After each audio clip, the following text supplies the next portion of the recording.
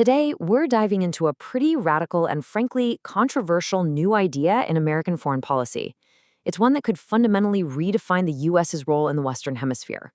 So let's get right into it. We're going to start with a shocking scenario. Now, it's hypothetical, set in the near future, but it is absolutely grounded in a long history of intervention. Picture this. It's 2026, and U.S. forces launch an attack on Venezuela, capture President Nicolas Maduro, and fly him to the United States to stand trial. An action like this, supposedly ordered by President Donald Trump, wouldn't just be another headline. No, this would send some profound shockwaves across the entire globe, immediately raising these huge fundamental questions about international law and the very idea of national sovereignty itself. And the international reaction? You can bet it would be swift and severe. The intervention was widely condemned as a massive breach of international law, a flagrant violation of Venezuela's sovereignty. In fact, legal experts and even some U.S. lawmakers went so far as to call it an act of war. You even had a joint statement from 5 Latin American nations plus Spain warning that this sets an extremely dangerous precedent for peace and regional security. So you have to ask, right? What could possibly be the strategic thinking behind a move that's so drastic, so globally condemned? Well, that brings us to a new and, deeply controversial term in the world of foreign policy. This new approach has been nicknamed the Donroe Doctrine. You can think of it as the Trump corollary to the much older and famous Monroe Doctrine. Essentially, it asserts a proprietary U.S. claim over the entire Western Hemisphere. And the goal is crystal clear: to push out non-hemispheric powers like China and, maybe most importantly, to control the region's immense natural resources. And this quote from the source material?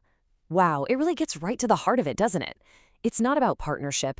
It's not about mutual security. It's about sole and exclusive control. This just lays bare the raw economic ambition behind the doctrine. We're talking about a shift far beyond political influence to something that looks a lot more like outright economic ownership. So what we're looking at here is a huge evolution, or you could even say a mutation of American foreign policy. The original Monroe Doctrine, it was largely defensive. It was about preventing European recolonization and later on countering communist influence. The Donroe Doctrine, though, it's presented as purely offensive. Its goals are all about commercial aggrandizement, kicking out economic rivals, and establishing that proprietary control we just talked about.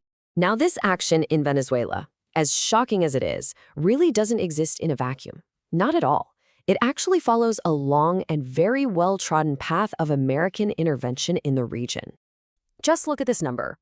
Over 40. According to the source, that's how many successful U.S. interventions there have been in the Western Hemisphere over the last century and a half.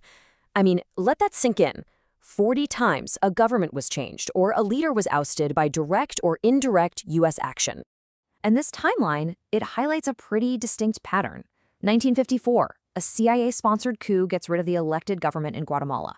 1973, a U.S.-backed coup in Chile leads to the assassination of President Allende. 1989, the U.S. invades Panama to capture Manuel Noriega. So the 2026 capture of Maduro isn't presented as some kind of anomaly, but really as just the latest chapter in a very long story. Okay, so with that historical context locked in, let's zoom in closer on the Venezuela attack itself, specifically the public reasons given for it versus the underlying motivations that are being alleged. On the surface, the official justifications were things like Maduro's supposed links to drug smugglers and the flow of migrants into the U.S. But the source argues that the real motivation was much, much clearer and more direct: to take back Venezuela's oil, which, by the way, are the largest reserves in the world, and to assert absolute American dominance over the hemisphere. And this perceived imperial ambition, it caused an absolute firestorm at the highest levels of international diplomacy. In an emergency UN Security Council meeting, the U.S. was condemned not just by adversaries like China and Russia, who accused it of taking the world back to an era of lawlessness, but also by its own allies. Pakistan's envoy even warned of unpredictable and uncontrolled outcomes. But, and this is a huge but, despite this overwhelming international outrage, the picture inside the U.S. was very different. A Reuters/Ipsos poll found that support for the attack was alarmingly high within one political party. We're talking 2/3 of Republicans backing the move. This created a really stark disconnect between how the world saw it and how it was seen at home. So, the military operation tactically was a success. A sitting head of state was captured.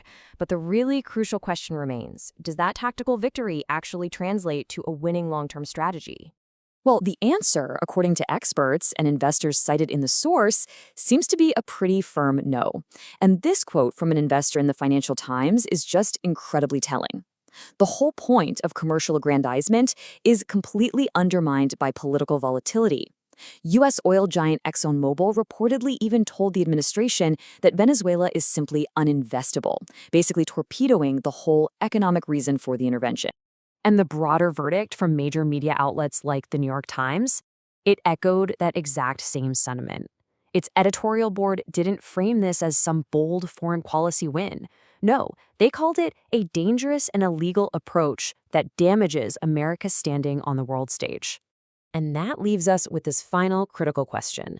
The mission to capture Maduro was, by all military accounts, accomplished.